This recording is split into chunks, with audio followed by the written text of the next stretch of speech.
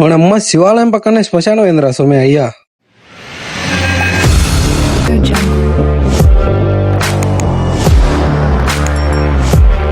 Hi hello guys, welcome back to our channel money the rider. ఇంకా మీరు ఎవరైనా మన వీడియో లైక్ చేస్తే వెంటనే లైక్ చేసి మన ఛానల్ సబ్స్క్రైబ్ చేసుకోండి. వాళ్ళ ఏమో శ్మశానం అని హోటల్లో పని తిరుగుతున్నాం ఎందుకు భయ్యా అంటావా? First of all thanks to వాళ్ళు, ఎందుకంటే వాళ్ళు మన యూట్యూబ్ ఛానల్ లో 1K సబ్స్క్రైబర్ రీచ్ అయ్యాం. మన యూట్యూబ్ ఛానల్ మానిటైజ్ కావాలంటే ఫస్ట్ మనకు కావాల్సింది 1K సబ్స్క్రైబర్లు, దాని తర్వాత వాచ్ అవర్స్ లేదా వ్యూస్. మనకైతే 1K వచ్చారు కాబట్టి మీ సపోర్ట్ వల్ల, అందుకే గుర్తుండిపోవాలి ఈ మూమెంట్ అనేసి నేనైతే అన్నదానం చేయాలనుకున్నాము. మన ఛానల్ 1K సబ్స్క్రైబర్ రాగానే మా ఫ్రెండ్స్ అందరు కలిసి పార్టీ అది తిన్నారు. ఫస్ట్ లో నేను పార్టీ ఇద్దామని అనుకున్నా, కానీ ఇది జరిగింది మీ వల్ల, మీ సపోర్ట్ వల్ల. అందుకే మనందరికి గుర్తుండాలంటే ఇలాంటి ఏదో మంచి పని చేస్తే బాగుంటుందనే ఉద్దేశంతో మేము డిసిషన్ తీసుకున్నాం. మేము తీసుకునే డిసిషన్ సరైందని మేము అనుకుంటున్నాం. మీకు ఎలా అనిపించిందో కామెంట్ చేయండి.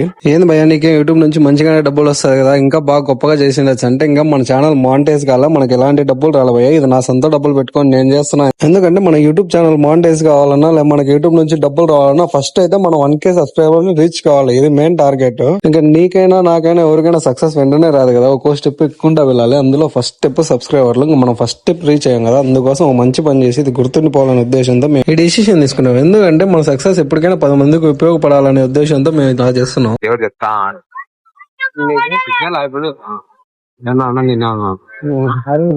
అడుగుతాను భోజనం చేశారా? చేశారా? తినలేదా?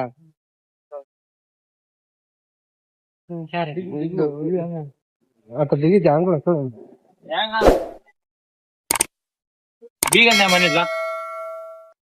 ఈయనంటారా మీరు?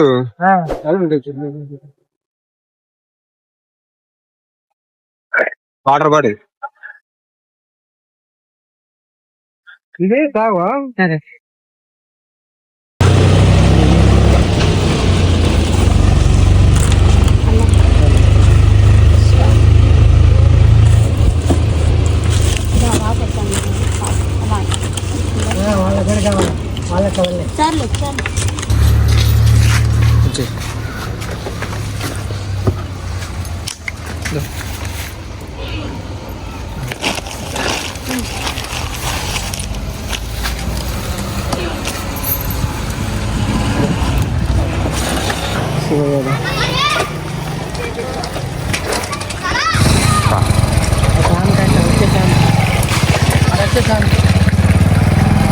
తిన్నారు సోమే?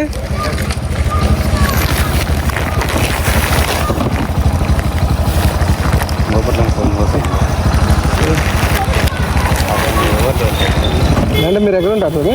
శివాలయం కాడే ఎక్కువ. శివాలయం కాడే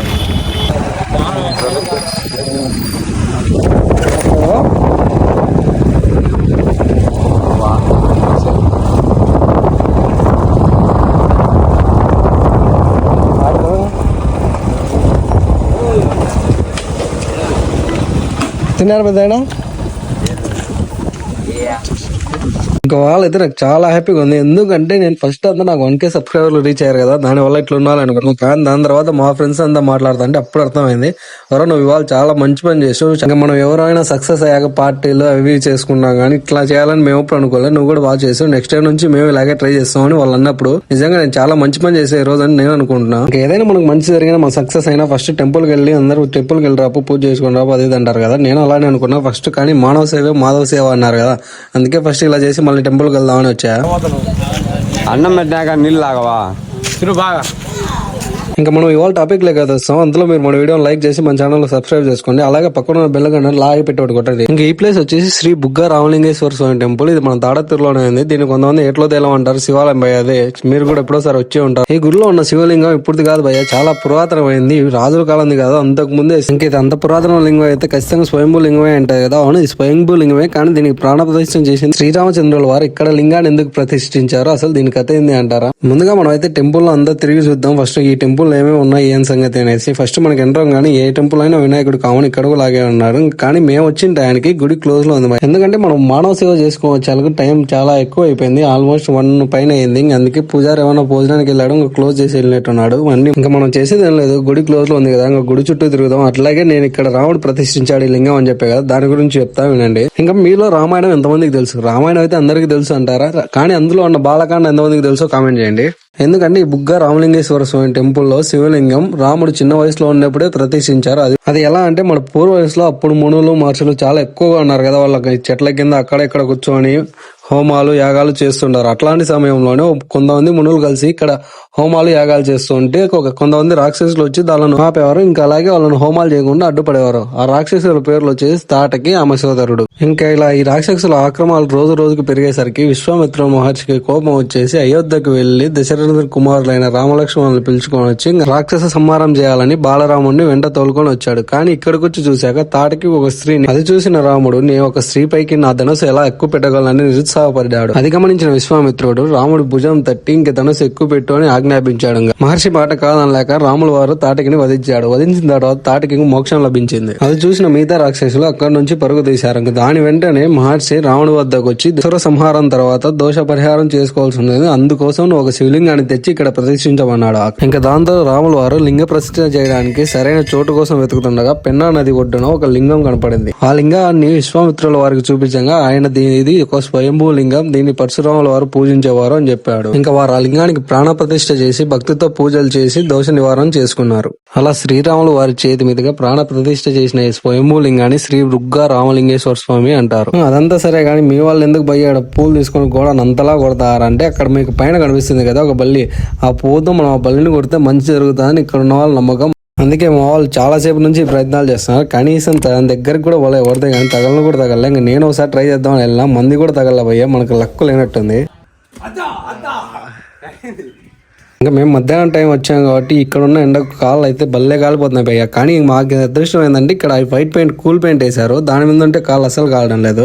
ఇంకా బయట అడుగు పెట్టామంటే కాళ్ళు కాలిపోవడమే. ఇంకా మనకు అలాగే ఏసీ వాళ్ళలో నవగ్రహాలు ఉంటాయి, నాలుకట్ట కూడా ఉంటుంది. ఇక్కడ కూడా నవగ్రహాలు ఉన్నాయి, నాలుకట్ట ఉన్నాయి. ఇంకా గుడి కూడా బాగా ఇక్కడ బయట ఉన్న శిలాపలకాల ద్వారా మనకు తెలిసింది ఏంటంటే ఈ గుడి నిర్మాణం విజయనగర కాలంలోని క్రీస్తు శకం 14వ శతాబ్దం చివరి త్రైమాసికంలో నిర్మించబడింది. అలాగే ఇక్కడ ఉన్న ఉత్తర మరియు దక్షిణ వైపు ఉన్న అతిపెద్ద గాలి గోపురాల నిర్మాణం కూడా విజయనగరం ఉంచిన సమయంలోనే జరిగింది. ఇంకా అలాగే గుళ్ళేకి ప్రవేశించడానికి మనకు 3 మార్గాలు ఉన్నాయి. ఇందాక మనం వచ్చాం కదా, అక్కడ మనకు కనిపిస్తుంది కదా, అది స్ట్రైట్ ఎంట్రన్స్. ఇంకా అటు సైడ్ ఒకటి, ఇటు సైడ్ ఒకటి, 2 ఎంట్రన్స్లు ఉన్నాయి. ఇక్కడ మనకి గుళ్ళేకి ప్రవేశించడానికి 3 మార్గాలు ఉన్నట్టు ఇక్కడ గర్భగుడికి కూడా 3 ద్వారాలు ఉన్నాయి. అలాగే మనకి ఇక్కడ శ్రీ కోదండ రామస్వామి దేవాలయం కూడా ఉంది. అలాగే శ్రీ పార్వతీ దేవి ఆలయం కూడా ఉంది. ఇంకా గుడి బయటికి రాగానే కుడివైపు మనకు శ్మశానం కనిపిస్తుంది. ఇక్కడ శ్మశానం ఏంటంటే మా వాడు కాశీలో కూడా శ్మశానం ఉండాలి.